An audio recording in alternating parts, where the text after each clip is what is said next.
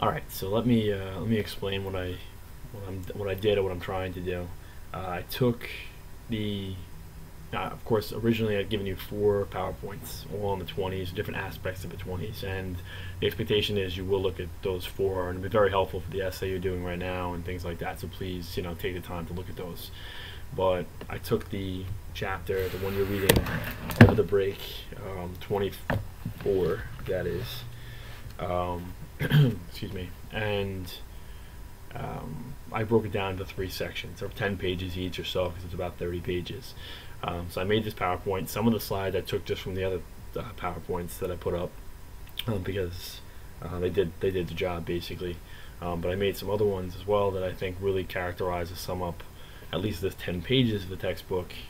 So as you're looking through it, hopefully, of course, you're reading the textbook this week anyway. But I figured I'd like to get at least 3 screencasts in. So that's we haven't done some in a while, so I figured I'd try to pack it in. So let's just kind of get started. So the chapter starts off, actually it's heavy. In the first 10 pages you have at least 3 or 4 about Ford.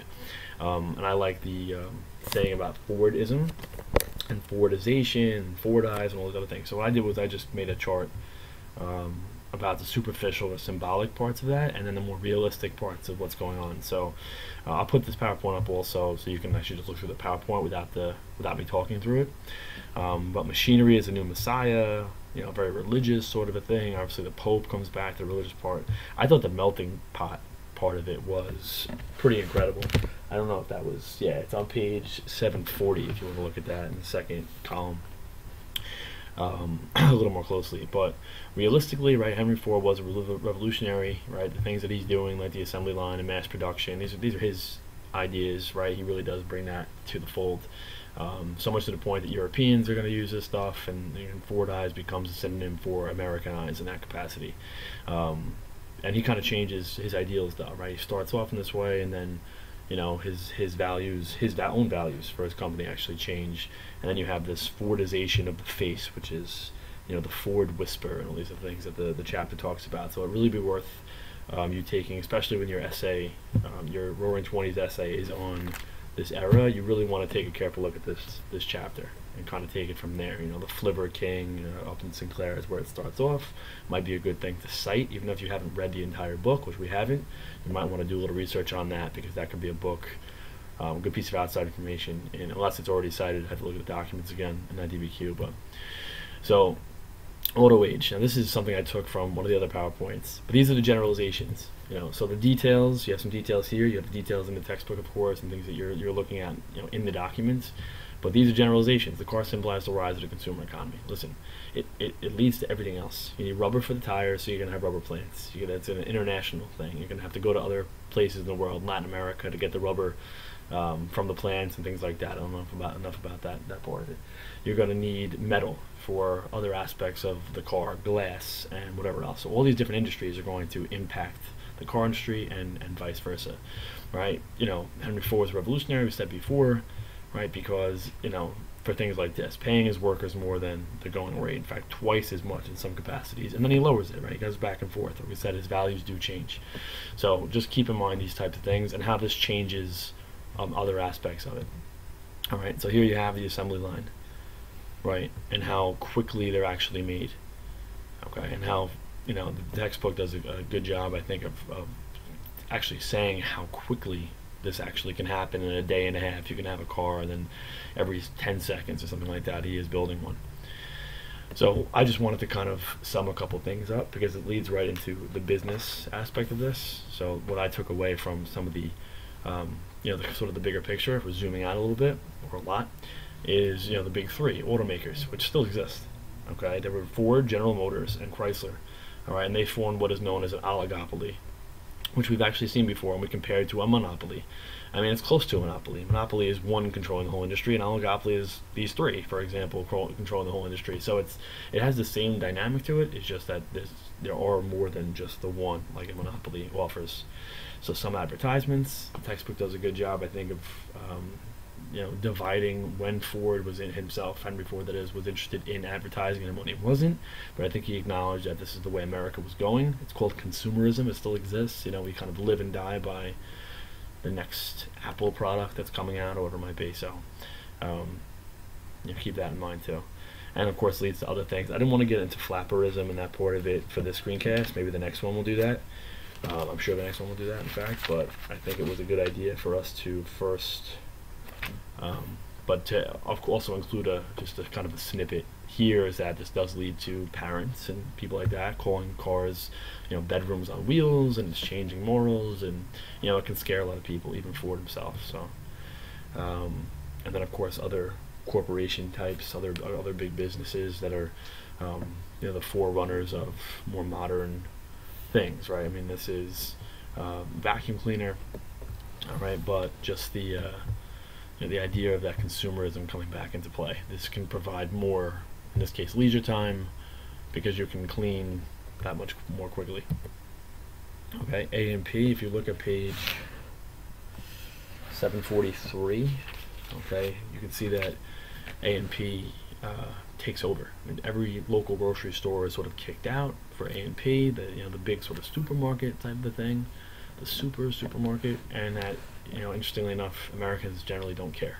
They have no problem with this. It's not like, to them they see it as a quick way, it's efficient to get their groceries and things of that nature, right? Where there are cars and the form of war, understand the war really at this point gave birth to the radio as a military thing, but now we can use it for entertainment. It is the first aspect of that. So you have a lot of a lot of these types of programs. Amos and Andy is a really famous one from back then.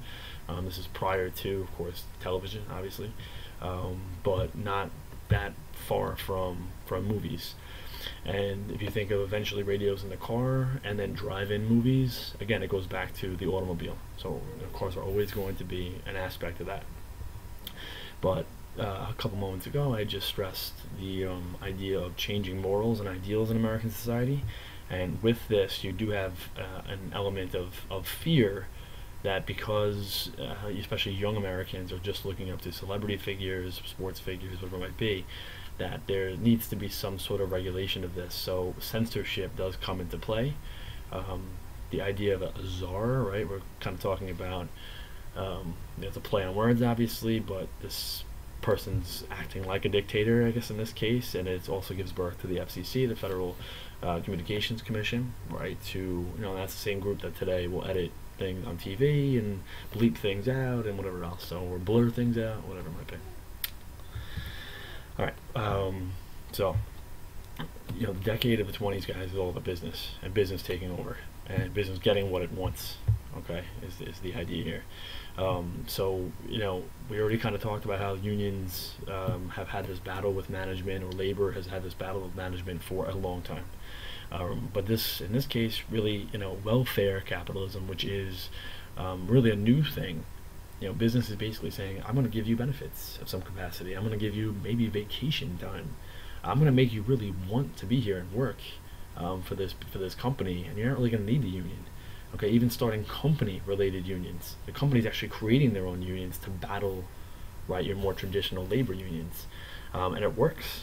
Okay, and really this is the evidence. And again, you'll look at the textbook to give you more details. But I'm just pulling a lot of stuff out of the textbook. Is that union membership drops by 1.5 million?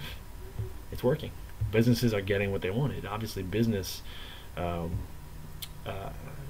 business is already doing very well, right? With Ford leading the way, but we don't need that. We don't, that argument's not there anymore as much, or at least it's sort of a pathetic one on the side of labor. Really, they're really not having the same sort of success that they used to have. So you do see, a big misconception during the 20s is that it's roaring all the time and for everybody, and the reality is it's not, right? Unemployment's very high, it's 12% overall, but it's 30%, all right, in the coal industry and places like that. So you have to think about 12% being the overall unemployment rate, but that it does go up beyond that, and depending on the industry you're in. And purchasing power or real wages is what the average person has as far as disposable income, what you can actually buy on top of what you need. Okay, so to make for a decent living is what they would say, and that's not happening. Okay, so Americans turn to they're credit cards. And again, credit cards in an old sense, a century ago, we're talking about, you would, in a certain store or business, you would actually open up a line of credit, an installment plan, and you'd pay it off that way. So it provides the appearance of prosperity, but it's not actual prosperity. Okay, that's very, very, not actual prosperity. I want to repeat that because that's a really, really big part of what leads to the Great Depression. Okay. Some of the sick industries the textbook looks at, and what page it was on there. Nope, it was on page 744. All right, and if you look at just these differences, right? New England textile mills. Listen, New England and the Northeast always has the bigger population of people and therefore workers. And if you're putting these people out of business, you're putting more people out of business so that these people down in the South can do that job for less money. All right, this is going to hurt the economy in the Northeast. It's going to hurt the economy overall, and it's going to put people out of work. The same would be true here. Farmers and their surplus crops not having a place to put them, right? Because peace now exists in Europe. You don't have to feed Europeans the same way you had to during the war. So this hurts farmers. So it hurts all these industries. Coal mines and coal mine workers unions, for example. I think it's mentioned on page 745, the top left. I happen to know it actually is mentioned right there. As you have strikes that break out and things of that nature. And the reality is, guys, we don't need coal anymore. We have cars now. We need oil. Okay, so at the height of the railroad industry, which still exists, of course, you might have needed this kind of thing more. Now with cars, you need a different kind of resource. Okay, so things are changing, and it provides for, again, what it said here is sick industries. So the 1920 election kind of obviously precedes this, guys, but Warren Harding is elected president. We know that Wilson is not going to run for a third term. But the war and his policies and things like that have hurt him, and Treaty of Versailles, its foreign policy has hurt him. We've said that many times in class. And now you have Warren Harding, who's a very, very different kind of a president. Okay, this is him right here. All right, so and again, I'm just taking this from the PowerPoints that I put up previously. All right, which hopefully we're looking at. So Republicans dominate national politics, and really and business too, because the largest part of this screencast and this part of the chapter has been about business and the relationship there. All right, so return to conservatism. In this case, we can really link with laissez-faire economy and politics. Right, business is in government, and government's in business, and that's it. All right, so Harding also ushers in, unbeknownst to him, he's never really given any responsibility for these problems, just like Grant was. But you want to link the Harding presidency with the Grant presidency. It helps you remember that Grantism was corruption and scandal and all those types of things, and Harding's presidency is like that too. Harding dies in office, okay, and again, there's never anything that links him to these problems, like the Teapot Dome scandal and things like that. But he is doing things like this, right? He's trimming the budget, which is kind of decreasing, not kind of, it is decreasing government. Okay, he's reducing taxes on the wealthy, okay, which is an argument we hear now, today, right? Increasing tariff rates under the Ford and McCumber Tariff Act and establishing the Bureau of the Budget, which is actually, to say, a good thing, right? Establishing the Bureau of the Budget is actually a good thing. It provides the president with some control over the budget, okay, whether for better or worse, okay? But going back to the tariff rates idea for a minute, we've said many times, this is going to hurt farmers and help business. So remember, the relationship between government and business is a strong one during this period of time. All right. I just added this. Government during this period is seen as a collaborator, or the collaborator, and not the regulator of business. All right. So they're working together. That's a debate. Should that be the case or not? All right. But during this period of time, where there's really no regulation, it leads to a decade where we really need regulation. And maybe it's too much regulation. That could be the debate in the 30s. But you have to look at these things very carefully to figure that out. So Calvin Coolidge, this is Calvin Coolidge. And if we were in class, I would have said, who do you think this is, without showing you this, just showing you the picture. And nobody thinks it's the President of the United States, because the President of the United States just doesn't dress like this. But it showed his off-centered sort of personality, and the fact that he had other things on his mind besides running the country, obviously. But because Harding dies in office, he is named president, And he is kind of taking some of the heat at first for the Albert B. Fall idea. He's Secretary of Interior, and he accepts bribes. And what I said just before was the Teapot Dome scandal and the scandals that existed there. But silent cow, because he just said, I can't get in trouble if I don't talk, basically. And he wasn't really interested in running the country except to help business.